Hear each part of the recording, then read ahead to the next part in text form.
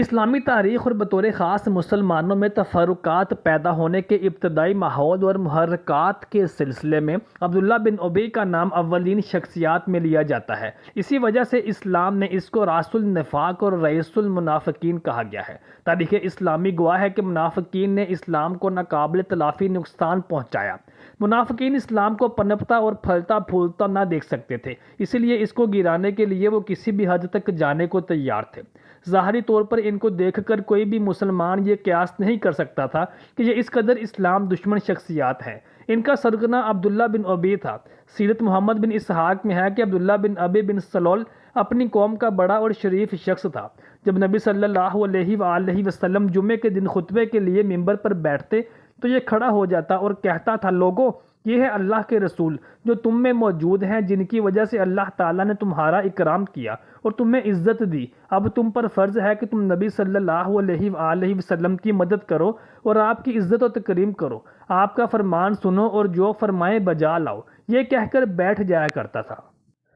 احد کے میدان میں اس کا نفاق کھل کر سامنے آ گیا اور یہ وہاں سے نبی صلی اللہ علیہ وآلہ وسلم کی کھلی نافرمانی کر کے تہائی لشکر کو لے کر مدینہ کو واپس لوٹ آیا۔ جب رسول اللہ غزوہ احد سے فارغ ہوئے اور مدینہ میں مال خیر تشریف لائے، جمعے کا دن تھا اور آپ صلی اللہ علیہ وسلم ممبر پر چڑھے تو حسب عادت یہ آج بھی کھڑا ہوا اور کہنا ہی چاہتا تھا کہ بعض صحابہ کرام لہ اجمعین ادھر ادھر سے کھڑے ہو گئے اور اس کو کپڑے پکڑ کر کہنے لگے، دشمن اللہ، بیٹھ جا، تو اب یہ کہنے کا منہ نہیں رکھتا، تو نے جو کچھ کیا وہ کسی سے مخفی نہیں، اب تو اس کا اہل نہیں کہ زبان سے جو جی آئے وہ بک دے۔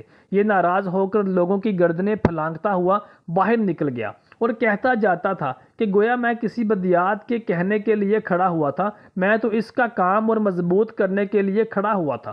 جو چند اصحاب رضی اللہ تعالیٰ عنہ اجمعین مجھ پر اچھل کر آگے مجھے گھسیٹنے لگے اور ڈانٹ ڈپٹ کرنے لگے، گویا کہ میں کسی بڑی بات کے کہنے کے لیے کھڑا ہوا تھا، حالانکہ میری نیت یہ تھی کہ میں رسول اللہ صلی اللہ علیہ وآلہ وسلم کی باتوں کی تائید کروں۔ اور انہوں نے کہا، خیر، اب تم واپس چلو، ہم رسول اللہ صلی اللہ علیہ وآلہ وسلم سے عرض کریں گے، آپ صلی اللہ علیہ وآلہ وسلم تمہارے لیے بخشش چاہیں گے۔ اس نے کہا، مجھے کوئی ضرورت نہیں۔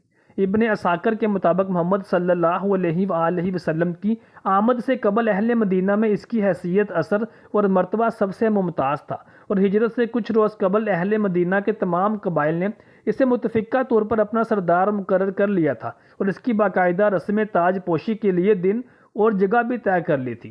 عبداللہ بن ابی نے بظاہر اسلام قبول کر لیا اور ظاہری اعتبار سے اللہ اور اس کے رسول صلی اللہ علیہ وآلہ وسلم کے تمام احکامات کی پابندی شروع کر دی، لیکن اندر ہی اندر وہ نبی صلی اللہ علیہ وآلہ وسلم سے بغض اور عناد کی آگ میں جل رہا تھا۔ وہ جب تک زندہ رہا اس نے اسلام کی جڑیں کاٹنے کے لیے یہودیوں اور مشرکین مکہ سے رابطے استوار رکھے اور غزوہ بدر اور غزوہ احد میں نہ خود حصہ لیا بلکہ اندر ہی اندر صحابہ کرام کو بھی جہاد پر جانے سے روکتا رہا۔ یہی منافق شخص آپ صلی اللہ علیہ وآلہ وسلم کی زوجہ عائشہ بنت ابی بکر پر تہمت لگانے میں بھی پیش رہا۔ اسلامی تاریخ اور بطور خاص مسلمانوں میں تفرقات پیدا ہونے کے ابتدائی ماحول اور محرکات کے سلسلے میں عبداللہ بن ابی کا نام اولین شخصیات میں لیا جاتا ہے۔ اسی وجہ سے اسلام میں اس کو رئیس المنافقین کہا جاتا ہے۔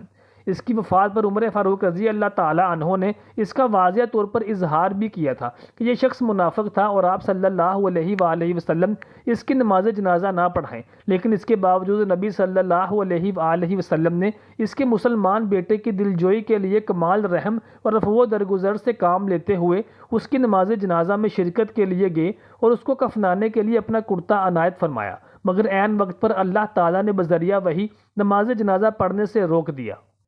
غزوہ تبوک کی لڑائی کے موقع پر نبی کریم صلی اللہ علیہ وآلہ وسلم کا ایک جگہ قیام تھا۔ وہاں جہجہ بن سعید غفاری اور سنان بن یزید کا پانی کے ازدحام پر کچھ جھگڑا ہو گیا۔ جہجہ سیدنا عمر رضی اللہ تعالیٰ عنہ کے کارندے تھے۔ جھگڑے نے طول پکڑا، سنان نے انصاریوں کو اپنی مدد کے لیے آواز دی اور جہجہ نے مہاجرین کو۔ اس وقت زید بن ارقم وغیرہ انصاری کی ایک جماعت عبداللہ بن ابی کے پاس بیٹھی ہوئی تھی۔ اس نے جب یہ فریاد سنی تو کہنے لگا، لو، ہمارے ہی شہروں میں ان لوگوں نے ہم پر حملے شروع کر دیے ہیں، اللہ کی قسم ہماری اور ان قریشیوں کی مثال ویسے ہی ہے جو کسی نے کہا کہ اپنے کتے کو موٹا تازہ کرتا تاکہ تجھے ہی کاٹے۔ اللہ کی قسم اگر ہم لوٹ کر مدینے گئے تو ہم عزت دار لوگ ان ذلیلوں کو وہاں سے نکال دیں گے۔ اور پھر اس کی قوم کے جو لوگ اس کے پاس بیٹھے تھے ان سے یہ کہنے لگا کہ یہ سب آفت تم نے خود ہی اپنے ہاتھوں سے اپنے اوپر مسلط کر لی ہے۔ تم نے انہیں اپنے شہر میں بسایا، تم نے انہیں اپنے مالوں کا آدھا حصہ دیا۔ اب بھی اگر تم ان کی مالی امداد نہ کرو تو یہ خود تنگ آ کر مدینے سے نکل بھاگیں گے۔ زید بن ارقم رضی اللہ تعالیٰ عنہ نے یہ تمام باتیں سنی۔ آپ اس وقت بہت کم عمر تھے۔ سیدھے سرکار نبوت صلی اللہ علیہ وآلہ وسلم کی خدمت میں حاضر ہوئے اور کل واقعہ بیان فرمایا۔ اس وقت آپ کے پاس سیدنا عمر بن خطاب رضی اللہ تعالیٰ عنہ بھی بیٹھے ہوئے تھے۔ وہ سخت غضبناک ہو کر فرمانے لگے، یا رسول اللہ، عباد بن بشیر کو حکم فرمائیے کہ ابھی اس منافق کی گردن الگ کر دے۔ نبی کریم صلی اللہ علیہ وآلہ وسلم نے فرمایا، پھر تو لوگوں میں یہ مشہور ہو جائے گا کہ محمد اپنے ساتھیوں کی گردنیں مارتے ہیں، یہ ٹھیک نہیں۔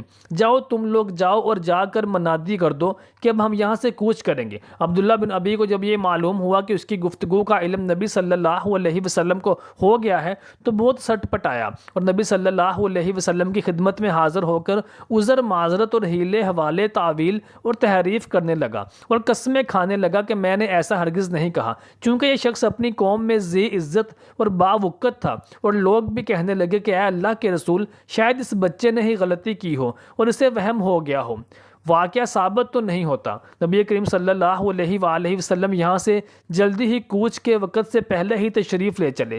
راستے میں اسید بن نذیر رضی اللہ تعالیٰ عنہ ملے۔ انہوں نے آپ کی شان نبوت کے قابل باادب سلام کیا، پھر عرض کی کہ یا رسول اللہ، آج کیا بات ہے کہ وقت سے پہلے ہی آپ نے کوچ کر لیا؟ نبی کریم صلی اللہ علیہ وآلہ وسلم نے فرمایا کہ تمہیں معلوم نہیں کہ تمہارے ساتھی ابن ابی نے کیا کہا ہے؟ وہ کہتا ہے کہ مدینہ جا کر ہم عزت دار ان ذلیلوں کو نکال دیں گے۔ اسید نے کہا، یا رسول اللہ، عزت والے آپ ہیں اور ذلیل وہ ہے۔ یا رسول اللہ، آپ اس کی ان باتوں کا خیال بھی نہ فرمائیے، دراصل یہ بہت جلا ہوا ہے۔ سنیے، اہل مدینہ نے اسے اپنا سردار بنانے پر اتفاق کر لیا تھا اور اس کا تاج تیار ہو رہا تھا کہ اللہ رب العزت نے آپ کو لایا اور اس کے ہاتھ سے ملک نکل گیا، پس یہ چراغ پا ہو رہا ہے۔ نبی صلی اللہ علیہ وآلہ وسلم چلتے رہے، دوپہر کو ہی چل دیے تھے، شام ہوئی، رات ہوئی، صبح ہوئی، یہاں تک کہ دھوپ میں تیزی آ گئی۔ تب آپ نے پڑاؤ کیا تاکہ لوگ اس بات میں پھر نہ الجھ جائیں، چونکہ تمام لوگ تھکے ہارے اور رات کے جاگے ہوئے تھے۔ اترتے ہی سب سو گئے۔ ادھر یہ صورت نازل ہوئی۔ بے حقی میں ہے کہ ہم ایک غزوے میں نبی کریم صلی اللہ علیہ وآلہ وسلم کے ساتھ تھے۔ ایک مہاجر نے ایک انصار کو پتھر مار دیا، اس پر بات بڑھ گئی اور دونوں نے اپنی اپنی جماعت سے فریاد کی اور انہیں پکارا۔ نبی کریم صلی اللہ علیہ وآلہ وسلم سخت ناراض ہوئے اور فرمانے لگے، یہ کیا جاہلیت کی ہانک لگانے لگے ہو؟ اس فضول خراب عادت کو چھوڑو۔ عبداللہ بن ابی سلول کہنے لگا، اب مہاجر یہ کرنے لگ گئے ہیں، اللہ کی قسم مدینہ پہنچتے ہی ہم عزت دار ان ذلیلوں کو وہاں سے باہر نکال کریں گے۔ اس وقت مدینہ شریف میں انصار کی تعداد مہاجرین سے بہت زیادہ تھی، گو بعد میں مہاجرین بہت زیادہ ہو گئے تھے۔ سیدنا عمر رضی اللہ تعالیٰ عنہ کو جب ابن ابی سلول کی اس قول کا علم ہوا تو نبی صلی اللہ علیہ وآلہ وسلم سے اس کے قتل کرنے کی اجازت چاہی، مگر آپ صلی اللہ علیہ وآلہ وسلم نے روک دیا۔ سیدنا زید بن ارقم رضی اللہ تعالیٰ عنہ سے مروی ہے کہ غزوہ تبوک میں نے جب اس منافق کا یہ قول نبی کریم صلی اللہ علیہ وآلہ وسلم کے سامنے بیان کیا اور اس نے آ کر انکار کیا اور قسمیں کھا گیا، اور اس وقت میری قوم نے مجھے بہت برا بھلا کہا اور ہر طرح کی ملامت کی کہ میں نے ایسا کیوں کہا۔ میں نہایت غمگین دل ہو کر وہاں سے چل دیا اور سخت رنج اور غم میں تھا کہ نبی کریم صلی اللہ علیہ وآلہ وسلم نے مجھے یاد فرمایا اور فرمایا، اللہ تعالیٰ نے تیرا عذر نازل فرمایا ہے اور تیری سچائی ظاہر کی ہے۔ مسند احمد میں ہے کہ زید بن ارقم رضی اللہ تعالیٰ عنہ کا یہ بیان اس طرح ہے کہ میں اپنے چچا کے ساتھ ایک غزوے میں تھا اور میں نے عبداللہ بن ابی کی یہ دونوں باتیں سنی اور میں نے اپنے چچا سے جا کر بیان کی، اور میرے چچا نے حضور صلی اللہ علیہ وآلہ وسلم سے عرض کر دی۔ جب آپ صلی اللہ علیہ وآلہ وسلم نے ابن ابی کو بلایا تو اس نے انکار کیا اور قسمیں کھا گیا۔ نبی کریم صلی اللہ علیہ وآلہ وسلم نے اسے سچا اور مجھے جھوٹا جانا۔ میرے چچا نے بھی مجھے برا بھلا کہا۔ مجھے اس قدر غم اور ندامت ہوئی کہ میں نے گھر سے باہر نکلنا ہی چھوڑ دیا، یہاں تک کہ یہ صورت اتری اور آپ صلی اللہ علیہ وآلہ وسلم نے میری تصدیق کی اور مجھے یہ آیات پڑھ کر سنائی۔ مسند کی ایک اور روایت میں ہے کہ ایک سفر کے موقع پر جب صحابہ کرام رضی اللہ تعالیٰ عنہ اجمعین کو تنگی پہنچی تو اس نے انہیں کچھ دینے کی ممانعت کر دی۔ رسول اللہ صلی اللہ علیہ وآلہ وسلم نے جب اسے بلوایا اور آپ ان کے لیے استغفار کریں تو انہوں نے اس سے بھی منہ پھیر لیا۔ مسند احمد۔ قرآن مجید نے انہیں ٹیک لگائی ہوئی لکڑیاں اس لیے کہا تھا کہ یہ لوگ اچھے اور جمیل جسم والے تھے۔ ترمذی وغیرہ میں زید بن ارقم رضی اللہ تعالیٰ عنہ سے ہی ایک روایت ہے کہ ہم ایک غزوے میں نبی کریم صلی اللہ علیہ وآلہ وسلم کے ساتھ نکلے۔ ہمارے ساتھ کچھ اعراب لوگ بھی تھے۔ پانی کی جگہ وہ پہلے پہنچنا چاہتے تھے، اسی طرح ہم بھی اسی کوشش میں رہتے تھے کہ پانی کی جگہ پر پہلے ہم پہنچیں۔ ایک مرتبہ ایک اعرابی نے جا کر پانی پر قبضہ کر کے حوض پر کر لیا اور اس کے ارد گرد پتھر رکھ دیے اور اوپر سے چمڑا پھیلا دیا۔ ایک انصاری نے آ کر اس حوض میں سے اپنے اونٹ کو پانی پہ لانا چاہا تو اس نے اس کو روکا۔ انصاری نے پلانے پر زور دیا۔ اس نے ایک لکڑی اٹھا کر انصاری کے سر پر دے ماری جس سے اس کا سر زخمی ہو گیا۔ یہ چونکہ عبداللہ بن ابی کا ساتھی تھا، سیدھا اس کے پاس آیا اور اس کو تمام ماجرا کہہ سنایا۔ عبداللہ بہت بگڑا اور کہنے لگا کہ ان عرابیوں کو کچھ نہ دو، یہ خود بھوکے مرتے ہوئے یہاں سے بھاگ جائیں گے۔ یہ عرابی کھانے کے بعد نبی صلی اللہ علیہ وآلہ وسلم کے پاس آ جاتے تھے اور کھا لیا کرتے تھے۔ تو عبداللہ بن ابی نے کہا کہ تم نبی صلی اللہ علیہ وآلہ وسلم کا کھانا لے کر ایسے وقت جاؤ جب یہ لوگ نہ ہوں۔ آپ صلی اللہ علیہ وآلہ وسلم اپنے ساتھیوں کے ساتھ کھائیں گے اور یہ رہ جائیں گے، یوں ہی بھوکوں مرتے یہاں سے بھاگ جائیں گے، اور اب ہم مدینہ جا کر ان کمینوں کو وہاں سے نکال باہر کریں گے۔ ابن ارقم فرماتے ہیں کہ میں اس وقت رسول اللہ صلی اللہ علیہ وآلہ وسلم کا ردیف تھا اور میں نے یہ سب سنا تو اپنے چچا سے ذکر کیا تو میرے چچا نے نبی کریم صلی اللہ علیہ وآلہ وسلم سے ذکر کیا۔ آپ صلی اللہ علیہ وآلہ وسلم نے ابن ابی کو بلوایا تو اس نے انکار کیا اور حلف اٹھا لیا۔ نبی صلی اللہ علیہ وآلہ وسلم نے اس کو سچا سمجھا اور مجھے جھوٹا قرار دیا۔ میرے چچا میرے پاس آئے اور کہا تم نے یہ کیا حرکت کی؟ نبی صلی اللہ علیہ وآلہ وسلم تجھ پر ناراض ہو گئے اور تجھے جھوٹا جانا، اور دیگر مسلمانوں نے بھی مجھے جھوٹا سمجھا۔ مجھ پر غم کا پہاڑ ٹوٹ پڑا۔ سخت غم اور اندھو کی حالت میں سر جھکائے نبی صلی اللہ علیہ وآلہ وسلم کے ساتھ جا رہا تھا۔ تھوڑی ہی دیر گزری ہوگی کہ آپ صلی اللہ علیہ وآلہ وسلم میرے پاس آئے، میرا کان پکڑا۔ جب میں نے سر اٹھا کر آپ کی طرف دیکھا تو آپ صلی اللہ علیہ وآلہ وسلم مسکرائے اور چل دیے۔ اللہ کی قسم مجھے اس قدر خوشی ہوئی کہ بیان سے باہر ہے۔ اگر دنیا کی ابدی زندگی مجھے مل جاتی جب بھی میں اتنا خوش نہ ہو سکتا تھا۔ پھر صدیق اکبر رضی اللہ تعالیٰ عنہ میرے پاس آئے اور پوچھا کہ نبی کریم صلی اللہ علیہ وآلہ وسلم نے تم سے کچھ کہا؟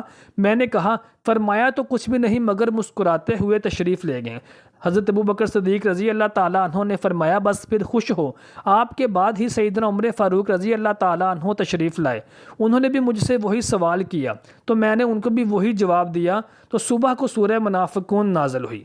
محترم ساتھیوں، امید کرتے ہیں آپ کو ہماری آج کی ویڈیو پسند آئی ہوگی۔ برائے مہربانی ہماری ویڈیو کو لائک اور شیئر کرنا مت بھولیے گا، اور کمنٹ سیکشن میں اپنی تجاویز اور آراء سے ہمیں ضرور آگاہ کیجیے گا، کیونکہ آپ کی آراء اور آپ کی تجاویز ہمارے لیے مشعل راہ ہے۔